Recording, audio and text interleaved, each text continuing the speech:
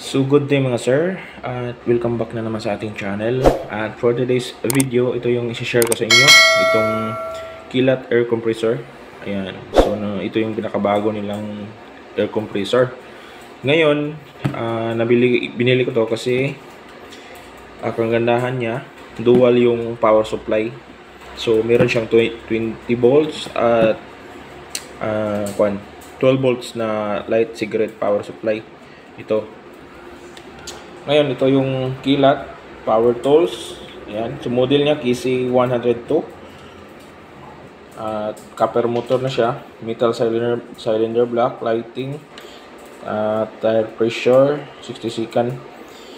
Quick connector, intelligent digital display na siya. At anyway, na-testing ko na siya. Kakarating pa lang. So, tinisting ko na diretso para malaman natin kung may sira ba. Ngayon, meron ako mga battery kasi dito. Pag naghanap kayo sa mga online shop, meron namang mga inflator doon na mas mura kaysa dito. Pero ang problema, hindi siya dual supply. So ito yung kagandahan nito sa Kilat kasi may 20 volts na power supply at yung lighter nga. Tapos meron pa ako dito na ito, yung top shock.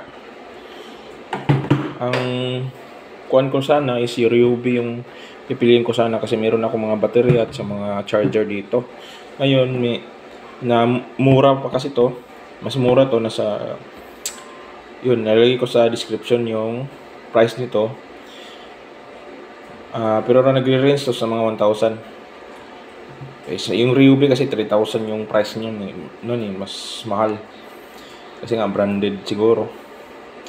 Okay, so titesting natin, i-review natin at titingnan, ipapakita ko sa inyo kung maganda ba yung kuha na to, yung product na to. Okay, so dito tayo dito sa kuha niya, model, yun. KC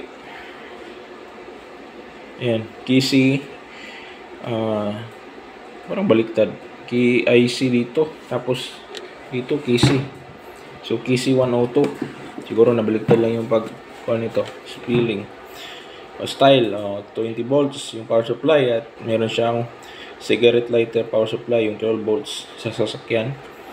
Cylinder size 25 mm. Ayan, so 26 liter per minute. 50 cm yung hose length o yung 3 yung hose length 50 cm yung length. Tapos may 120 psi yung working pressure. Okay. So sa gilid, ito yung gilid niya. Yan, so buksan natin yung yung laman niya. Of course, meron siyang Kilat safety instruction. So kailangan din natin yang basahin para ating malaman yung mga to. So, hindi ko rin nabasa to. Diretso na ako gamit. Okay, ito yung na-testing na natin, no, na cord. So, merong fuse dito. Ayan. Merong fuse nito. Yung screw na to. Ayan. Ayan. Merong fuse dito sa loob. Ayan, for safety. Ayan. Ito yung kuha niya. Adapter. So, ito yung charger. Yung charger niya is 240 volts input at output niya is 21 volt. Ayan, 21 volt yung output, 1 ampere. At may kasama pang battery. Yan, 20 volt battery. Pwede rin kayong, kung meron na kayong mga existing na Makita brand na battery o kaya ang tawag dito, Top Shock at Lotus, pwede yung mga battery nito. Kuan lang sila. Similar lang. At pwede naman sa kuan nito dito. So battery kuan niya. Dito natin nilagay. Ayan, so kung 12 volts. Ayan, so dito tayo. Ayan. Medyo magaan lang kung walang battery, nasa mga 1 kilo lang siguro to. Ayan, so bago natin doon paisahan yung battery, ito yung voltage, 120 watts. Ayan, kita ba? Okay, 120 psi. Yan. May instruction pa. So, kagandahan din dito, meron din siyang lock dito, no? Yung hose lock dito. Dito natin yan ikuhan para hindi makakuha ng hose na to. Okay, so, ito yung kuha niya. Air lock. O yung clip. Okay, so, next natin is testing natin yung machine kung gagana ba siya. Lalagyan natin ng battery. Pero sa sasakyan, ito na. Ito yung sa battery dito. Slack lang natin yan. Ito. Slack lang natin yan.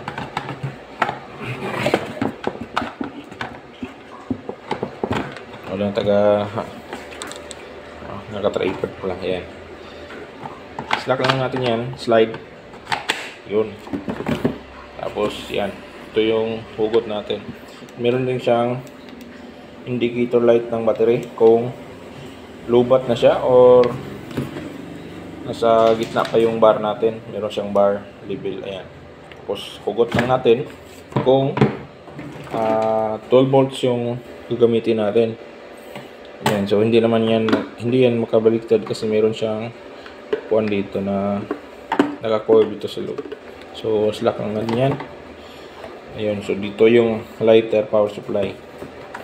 Okay, so balik natin sa battery para matesting natin kung mapakita ko sa inyo kung gumana ba siya. Ayun. Okay. So, ayun, na meron siyang indicator dito sa kanyang digital meter. Okay. So, ito yung pressure adjust natin. Bar, PSI, kPa, kg, centimeter. So, dito tayo sa PSI. Palagi sa PSI. So, yung mga tire natin sa sasakyan is nasa mga 30 yung kwan. Pero yung napapakita ko sa inyo mamaya is 35 yung 34 yung setting ko sa multicap at saka yung sa BIOS 35. Ayan. So, comment lang naman. Pero, malaman naman natin yun yung tire pressure doon sa may gilid ng tire sa seat natin. Yan. So, mayroon siyang kwan sa sasakyan, gaya ng mga BIOS, mayroon siyang indicator. Ilan ba yung tire pressure ng ating sasakyan. Okay, so, yun, papakita ko lang sa inyo yung kung paano siya nag-function. Okay, so ito naman yung kailangan natin tong, minsan kasi nawawala tong power supply. Yan, so mandar siya, pero pag katagalan yan, mawala to. Long press niyo lang yung yung sa gitna. Tapos ito yung adjust niya. Kung ilan yung adjust natin sa PSI. So kalimitan sa mga 30 yung sa mga sasakyan, 30 above yan. Tapos ito, meron din siyang light indicator o yung light din siya. Ayan. Meron siyang pula, white. Yan. Tapos, meron din siyang storage sa nozzle. Ito yung mga nozzle niya. So, bago pala natin yung titesting sa sasakyan, titesting natin itong pin at saka yung itim. Meron din kasi akong kuwan dito, yung tawag dyan, exercise ball na hindi ginamit. So, nasa storage lang. Ipapakita ko lang sa inyo kung gagana ba siya dito at saka dito sa pin ng bulak. Yan. So, yung fuse, ang intended ng fuse, ito fuse, is dito yan. Dito yan sa may dulo nito. Meron siyang fuse. So, spare to. Okay, so ayan. So, kung bago pa lang kayo sa aking channel, huwag kalimutan mag-subscribe, mag-like, at paki-hit na rin ang notification. At huwag kalimutan mag-share sa ating video. Yan. Okay, so, ayan, titesting na natin. Testing muna natin dito sa pin at saka dito sa itong black na nozzle. So, ito, may storage storage. Di pwede natin ilagay yung mga storage natin dito na nozzle para hindi wala. At ano pa ba? Yun, napakagaan at pwede rin natin mailagay lang dyan, mailatag lang, ganyan. para makita natin yung display kung ilan na yung kwan. At kusa rin tong humihinto pag naka sit na sa setting point niya. Okay, so let's go. Titesting muna natin. Yun. Tapos try natin.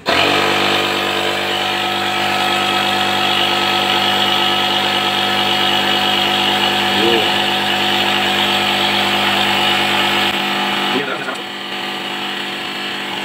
Pwede masin ang design ko.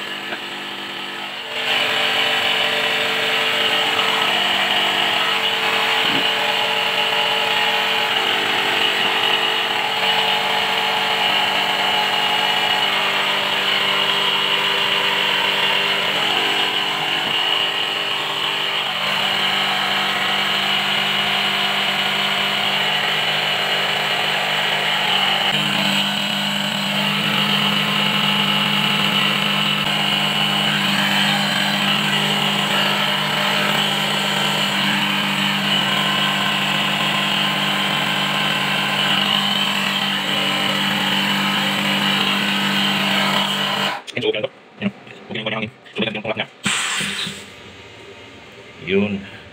Again, long press tayo. Yun. Tapos hindi na natin yan i-set. Naka-PSI yan. Ayan. Yung battery niya is naka 4 bar. Ayan.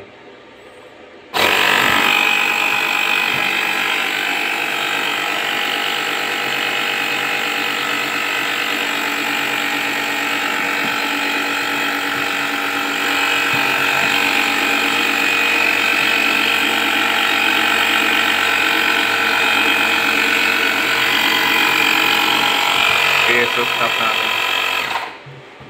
Okay na to. Okay na. Yun.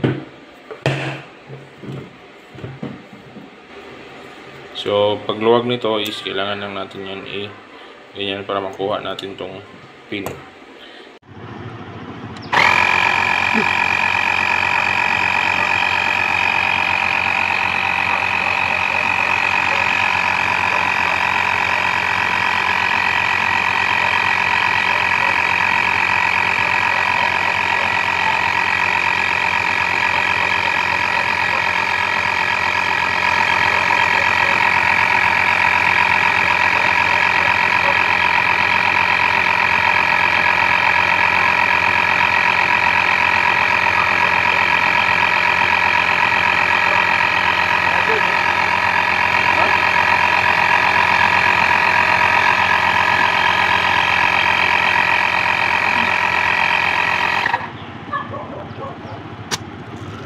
Hindi mabasa ang mga gamit. Wala yun na basa. Pag ano pinakikit. Naman ba sa gatos ipit na rin. Ito bumula ay. Hindi mo na buwan na ito. Buwan na ito man. Buwan na ka ito? Ano kinalasan? Napasa ko na. Wala na baligalan. Diyan na lang. Hindi na matawang dito. Ito kayo. Ito po kasi nila. Ano lagi dito na kayo. Mana nagkakwarta na pambayaran sa kapit. Pinasakal, ato ipadala lagi na. Ato ipadala. Nasa natin siya ba? Hindi na.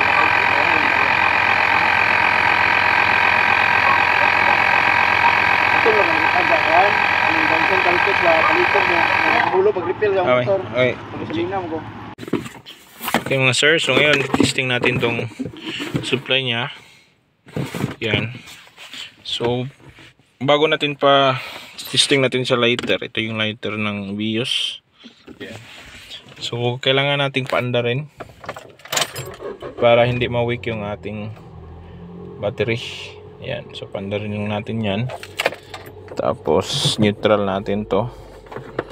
At syempre ito, saksak natin.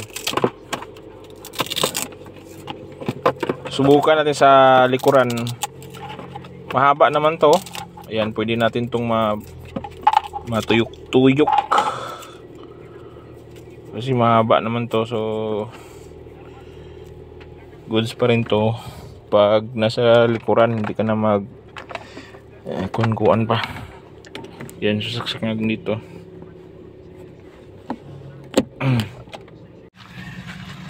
Ayan, so subukan natin sa 12 volts. Ayan, so set natin yung PSI sa 35. Ayan, 35.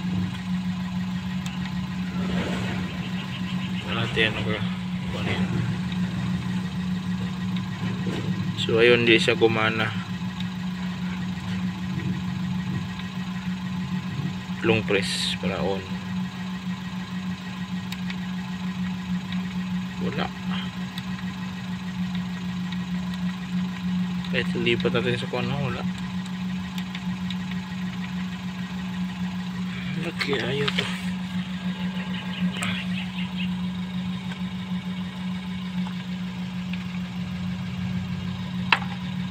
Ayaw siyang gumana sa dito.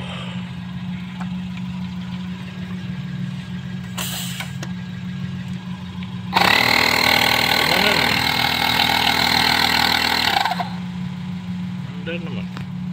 Pero pag nilagay natin ito,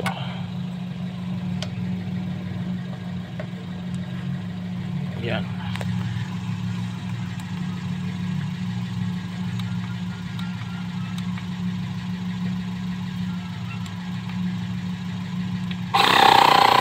Yun. Uy. Hero na siya.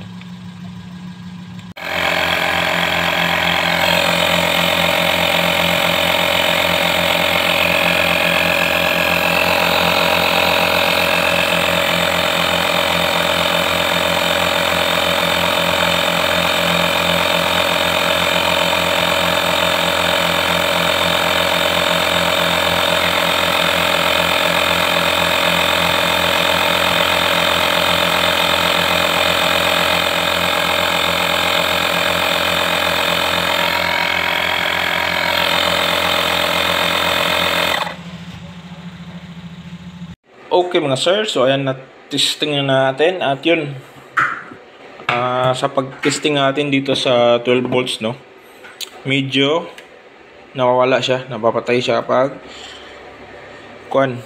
nasasaksak natin sa gulong ng BIOS.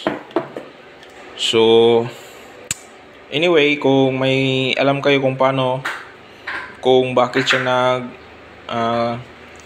kukusang namamatay pag nilagay na natin yung dulo ng ito, nozzle. Ayan. Comment lang down below para ma-share naman natin. Kasi bago pa lang to at hindi ko rin kabisado tong mga tire inflator. Binili ko lang to kasi yun nga, may medyo malayo tayo sa mga dito, no, vulcanizing shop, at palagi ring nakaranas din tayo ng mga sa ating motor at sa sasakyan na palagi nagpa-flat minsan pag maraming sakay. So ayun, para sa akin okay na tong sa price niya. Nagre-range siya ng 1,000, so okay na rin siya price wise, at saka meron siyang battery at dual na siya. Ngayon nga lang itong 12 volts na power supply, ayun, nagsa-stop siya, gaya na nasa video. Okay, at for motorcycle naman, okay lang naman. At syempre, gagana naman siya pag may battery.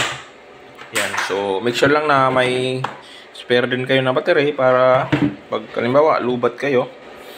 So napakaganda lang kasi hand-carry lang, at pwede natin ilagay sa ating sasakyan para in case magka-problema kung malayo yung ating biyahe, is makakuan tayo, madali lang natin mapahanginan. Okay, so ayan, thank you for watching my video, at see you on my next vlog. Salamat.